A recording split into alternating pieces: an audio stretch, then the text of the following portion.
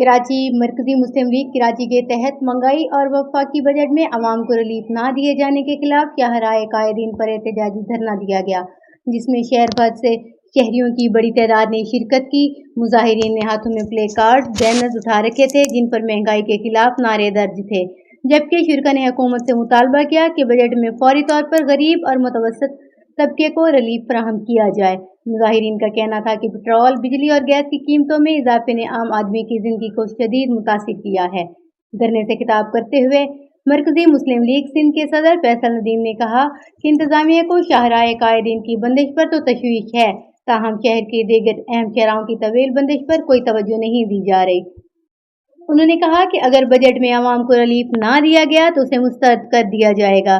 इनका कहना था कि बुनियादी अशियाए ज़रूरियत की कीमतें मुसलसल बढ़ रही हैं, जबकि आवाम की आमदन महदूद है, जिसके बायस मुतवसत तबका ख़त्म होता जा रहा है। उन्होंने ऐलान किया कि महंगाई के खिलाफ तहरीक का आगाज कराची से कर दिया गया है, जिसे दीगर शहरों तक फैलाया जाएगा। 14 जून को हैदराबाद और 17 जून को सक्खर में भी धरने दिए जाएंगे। इस मौके पर मरकजी मुस्लिम लीग कराची के सदर अहमद नदीम अवान ने कहा कि शदीद गर्मी के बावजूद अवाम महंगाई के खिलाफ सड़कों पर निकलने पर मजबूर हैं।